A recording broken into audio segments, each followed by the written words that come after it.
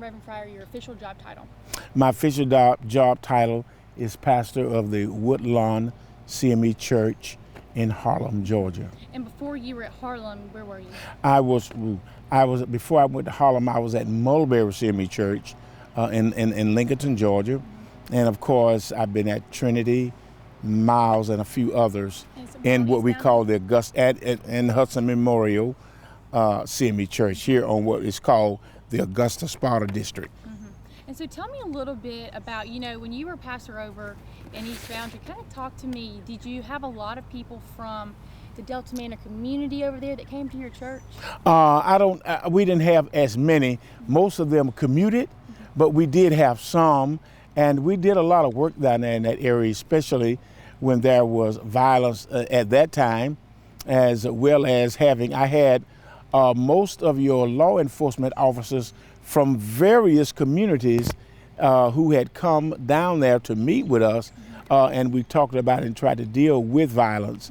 And also we had a number of judges who also worked with us to try to bring some conclusions, hopefully, to some of the problems in that area. And recently, I feel like every time you probably turn on the news, there's someone else has died, maybe a kid, maybe a young mother, young father.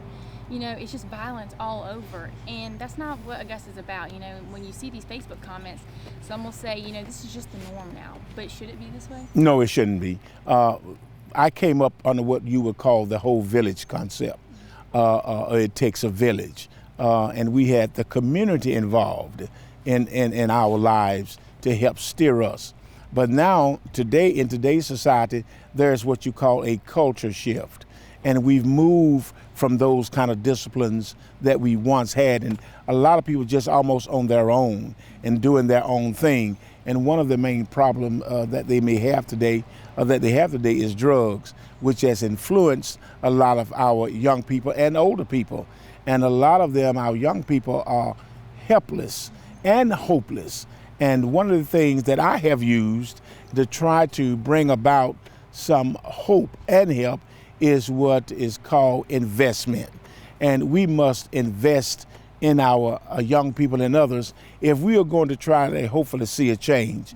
And three of those things that I have used that have been pretty successful is a coming together, a talking together, and a working together. And we're going to soon get ready to do another project because I've been called by a young man out of Atlanta who has said to me, I want to come down and offer a program where a lot of these young people who are unemployed can make up to $1,000 or more a week in the electrical field area.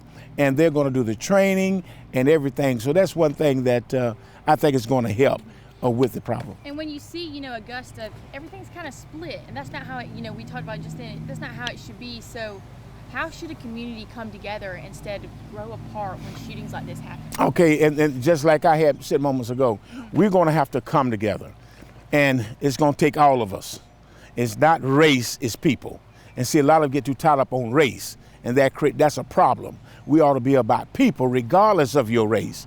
And I think if we can come together, we sit down and we talk about issues, and we do those two things first. Come together, then we're going to talk about what's going on in our community. How can we solve these things? How can we get our young people back who are hopeless and who are helpless and who are on their own, where there is a what you may call a pacifying parent who's not doing their job, and parents who are trying their very best. And then let's work together. I think we can make some very relevant changes. And when you think about Augusta as a whole, there's a ton of churches around here. Yes. I had no idea just how many churches were around the East Boundary area. Mm-hmm. And, a lot of times when you talk about faith to people, they'll turn their nose up. They don't understand what it is. They say Christians are judgmental. But when you look to a place of hope, you should find that in your church, So but if people are looking for hope, or they're looking for some help, how can they go to their local churches that are in the surrounding area? Maybe get some help. Well, there are a number of churches who are doing something, not all of them. Matter of fact, there was a pastor I talked to about helping in the community, and he told me I do not move out of my comfort zone. So he's not going to do anything to help with this. Others are afraid, and there's the issue of trust, and a lot of people just not going to church. Because, like they say, some of them feel they're being judged when ain't nothing than that perfect anyway. But I think that we should be about finding ways to bring them back, because there's an exodus of a lot of young people and adults too, because they don't find the love and the leadership and the caring in some of our religious places of worship. So we're going to have to, I think, have to do that. And like I had sent you this thing on Dr. King, you know, we're going to have to learn that it's going to take all of us. We have these misunderstandings. We fear each other. We're not communicating with each other. We don't know each other. We're separated from each other. And how in the world can we do anything with those kind of ills in our minds and in our communities? And you know, another thing I just thought of while we were sitting here, it's summertime. You and I were sitting, you know, probably almost August would be a year ago with, you know, some of the shootings in the schools, and people get bored. When they get bored, they mess around in things they shouldn't be. So how, as a community, what are different ways, you know, you're out in the community a lot, what are some different avenues that they can partake in? I mean, we talk about this all the time. There is no real solution. You know, people are going to do what they want, regardless whether a weapon's in their hand or not. But I don't know. How do you combat something like this? How do you, what do you do during the summer? It's not easy. They have had a number of programs, and Payne College was one of those places where they had a lot of summer programs. So a lot of them have been cut. And when government steps in and does not do its job, it is at fault, as well as the church, as well as the parent, and so many other of our areas, organizations that's supposed to be partaking in making things better. And I want to keep in mind, I'm not just criticizing, I'm looking at and observing things that are going on, because we do have a lot of people who are doing things, but we can't just be where this is mine and I'm not going to work with you. I want all the credit and all the glory. We got to learn to work together, share our differences, and come and say, hey, I will work with you. This is how we're going to make this thing better. But as long as we are selfish and want all the glory and credit, we're going to continue to have the problem we have. We got to sit down at the table, like Dr. King and others have said, at brotherhood and sisterhood, and say, now, here's the problem. How are we going to deal with this? And matter of fact, I was talking with someone over in North Augusta, and we are looking at doing some things. The Martin Luther King celebration we have every year is not just to celebrate King. We are there to worship God, and we are to find avenues in which we can make some things happen. And that's what we're going to look at more in from now until 24 and beyond. And when you think about the Bible, you know, when Adam and Eve were in the Garden of Eden and they disobeyed the Lord, I mean, God knew there was going to be sin in the world. But when you think about this type of sin, this is never how God I mean, he knew it was coming. This is never how he would imagine his children treating their siblings. It's called choice. People make choices. Now, I believe at a certain age, even sometimes little children know what's right and wrong, you know. But people make the wrong choices. And when you make the wrong choices, you suffer the consequences. We're going to have to say, hey, these are the things we need to do. These are the things we don't need to do. We need more people working with anger management, trying to look at those problems there. I worked at the alternative school. Had a ton of things, but we got some things done, not everything. We got some things done, especially when I was at Tut Middle School. We formed organizations, particularly with our young black men, and of course whites too, because when I do something, I'm about everybody. And I want everybody to partake, because we can all help each other. And so we were able to change some of the mindset. And if let me say this, I'm not going to excuse myself when I talk about the word. You are changed by the renewing of your mind. We got to get a mindset. We got to get that mind changed. Until we do that, then we cannot share the heart. We got to get that mind right. And you know, even though your church is in Harlem, your roots are here in Augusta. You've always been in Augusta. That's correct. You've always been, your roots are planted in East Boundary. And you know, how does that impact you as a pastor when you look back on people that you know or people that you may not know, they're killing each other? Well, I'm glad you. That's a very good question. I'm glad you asked that.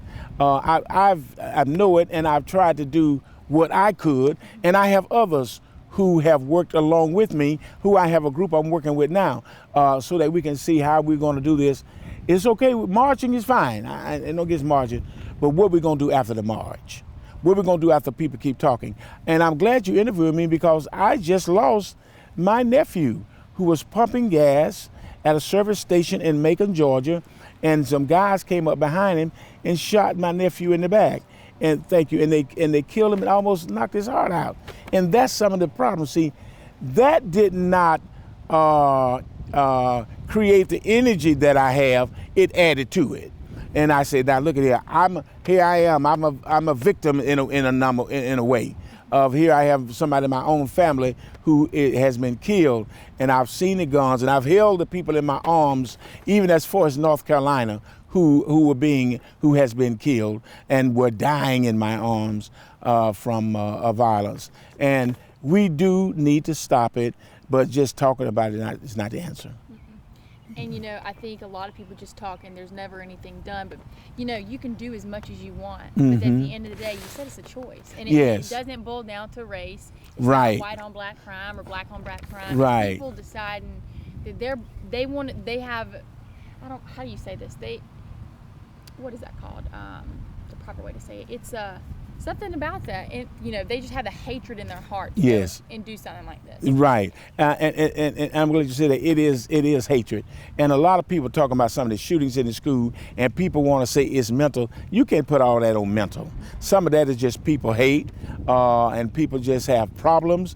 They're having frustrations, and they take it out on other people, which is not fair. And then you have the what is that called? The pass down effect or something like that.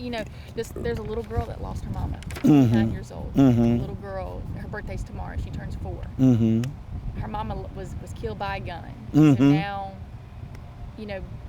that changes a child even though you're young. Yes. It's not the pass down effect, it's what is that called? I don't know, it just rolls over to trauma in their life. It makes them turn away from the word, or it makes them turn more to violence when something has happened to them. Yes, because it's almost like a concentric circle, either retaliation, you did this to me, I'm going to do this to you or to somebody. I'm going to get back at somebody for what has happened to my loved one. And, until we learn to forgive and say, hey, this is the avenue we need to take. Booker T. Washington was talking about pull yourself up by your own bootstraps, And then Dr. King, comes behind him and said, pull yourself up if you don't have nothing but the straps. And then another gentleman out of Atlanta said, what do we do if we ain't got no boots at all? So we can't do any pulling, we can't do any helping. So we got to take what we have and build on that to try to bring some of the problems, if that making any sense to you. And I had another question for you. I forgot what I was going to ask you. So I guess when you think about the crime, you think about the programs, the officers that respond to this, that want to help. Dang, I lost what I was going to tell you. That's Dang, okay. You said a good point, and it struck a question in me that I forgot. I do this every interview. We were talking about, I guess, the impact that it leaves on the community. I mean, you want Augusta to be known as a place that people love. Right. And right now, Augusta, people call this place Disgusta. Right. See, when I hear Garden City, that Augusta is supposed to be representing, I'm thinking something beautiful. I'm thinking something just serene, and it's just a great place where there's harmony. If you're calling it a garden city, because that says to me beautification. But what is going on now, flowers are wilting. People are not together. People are afraid. There is no trust. And people won't even go out, won't do anything, and, too much. And so I think because of those things, it does take away from the kind of city we once knew here. But I don't believe that we could not bring it back. But we have to stand up. You're going to have to, parents and others gonna have to help and give support to those who want to help make a change. Let me tell you something that happened, and this happened. I was riding on Martin Luther King Boulevard, and there was a little girl outside of our house. She had a BB gun, a rifle kind of thing. She was pointing it at us and others coming by. So the person that was riding with me got out and went and talked to the parent and told the parent, you need to tell your child to stop doing this. Somebody come by and kill her. You know, that's just how bad things are. They're killing children. Look at all these schools. They've killed them. And so we got to be careful. That's where the mind is too. That with guns. Now, why would she have a gun pointing at people coming by the street? And I've seen little children outdoors at night. A little boy I don't look to be no more than 6 because I was traveling out of town and coming back in and things like that. What you doing out here at 12 in the morning and you by yourself? See, we got to be responsible if we're going to make it a change. We got to work with our law enforcement agency, and they have to work with us. I started a program here called COPS. It was COP, Citizens on Patrol. And under Webster, I used to ride with them and some others, and somebody did a story on it. I'm not saying they were with me, but they did a story on it. And we used to ride with officers and see what's going on. The officers used to walk on the streets and talk with the neighbors and try to help with them. I even had a program when I was at New Hope where I had the officers here in Richmond County to take bags of food to needy residents in the community. We got to become a family again, regardless of who we are and what we are and what we do. We got to do that. And some people are giving, but we got to do more of that, you know. And, you know, to kind of wrap it all up, I think about all the churches that come together, but, you know, then it takes me back to what you said earlier. It's a choice. You guys can do all you want to. And I just don't I don't know, you know, when I think about doing this story, it's like, is there a solution to this? You know what? I'm going to say there are solutions. You know, a lot of people just want to say that's going to answer the problem, but not necessarily. I think there are a number of things we can do, like I was telling you, when we come together, we talk together, and we work together.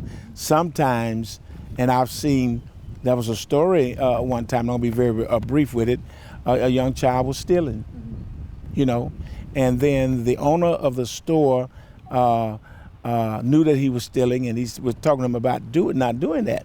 So the owner started giving him things that he needed. And one day the owner got real sick and was hospitalized, and he couldn't afford to pay his bill. The doctor came in and looked at him, and the doctor realized that you are the man who fed me when I didn't have nothing when I was a child. Your bill is paid. You see what I'm saying? So that's what we got to do. We got to help others who can't help themselves. You and I, standing by the side of the road and being a friend to mankind. And see, the media can join and start having projects all over this community. And by your being a media, you can help and bring in so many others who can sit down at this table and say, like they say, where do we go from here? That's the question I would say to us today. Where do we go from here? Where do we go from all these murders we're seeing? A mother, for I don't know all the reasons, here she is dead because somebody shot her, an unborn baby. And so many other reasons and things that are causing a lot of our problems. Culture shift, drugs, poor home management. No faith. No faith. No faith, yes. Love, you know, being a pacifier instead of dealing with the problem, being afraid to talk to, and then you got a lot of things, folks. People will kill you.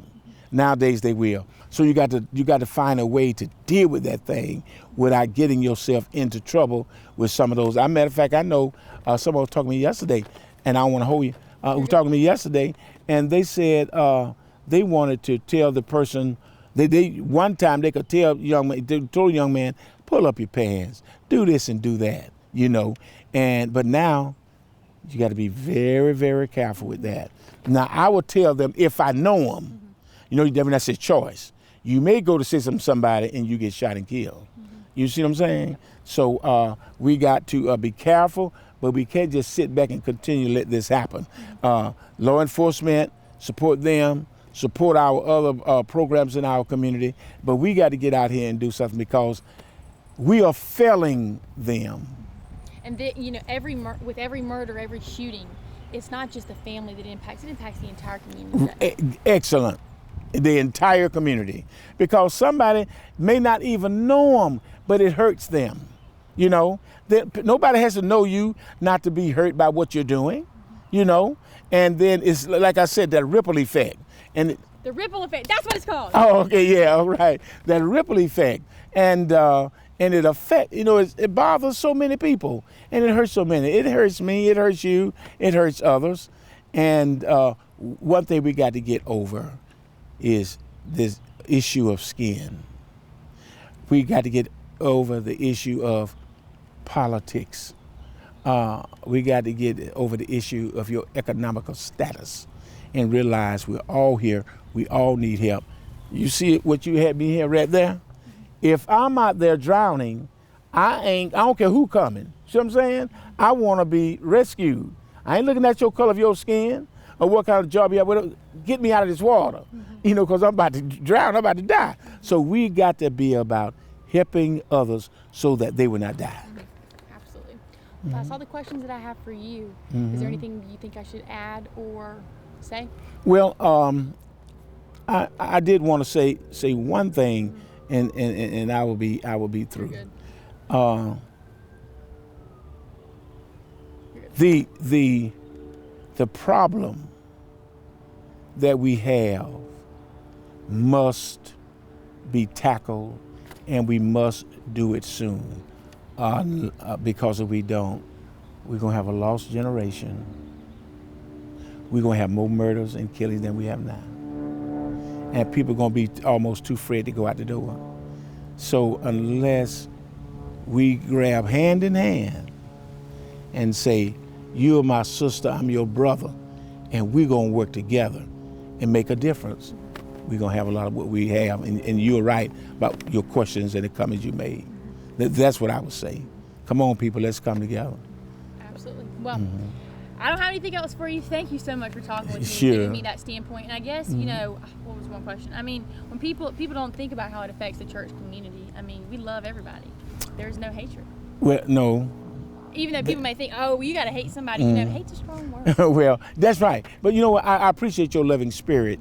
But see, one of the problems is the church. Oh, now, let me explain. I get what you mean. You got people in there who need to be about their father's business, but you're not who I am or where I am, and I don't trust you, but I say I love you. And that's why you talking about a lot of these young people see the church as being hypocritical, because they say one thing. I'm gonna put it like this: they say one thing and live another one. Because knowing the Bible backwards and forwards is different than living the Bible backwards and forwards. That's right. Hey, that's right, sister. Yeah, amen. Because a lot of us do know it, but are we living it? Love ye one another as I have loved you. Do unto others as you would have them do unto you. Am I my brother's keeper? So, and I strive on loving everybody. I went to see two good friends of mine at Abilene and at Warren Baptist on yesterday, and they are great, and they have invested in my life, and I thank God for those two guys and their memberships. And so that's what I'm talking about. You don't know where your blessing is. You got to get out there and make things happen. And a lot of people, yes, Kennedy, Reagan, all these guys, a lot of them have been shot and killed because of their beliefs and what they were trying to do, but we are not going to make a change if we're going to say, no, I ain't going to do nothing. Let them kill each other. They deserve it. And stop blaming certain races for your failures when you can get out there and make a difference yourself. I didn't blame nobody. I ain't no big multi-millionaire. I know none of this and none of that. But I do know I ain't gonna be blaming nobody because of that skin color. I'm gonna do what I need to do. and what has happened, let me use that to raise myself above the disparities that may be presented. Absolutely. Well, thank you so much. Sure. I appreciate you. Okay, You're the thank you. best. Thank All you, thank right. you. Sorry, someone I- had given me a call in the middle of it, and I was like, uh-oh, gotta call it back. I think this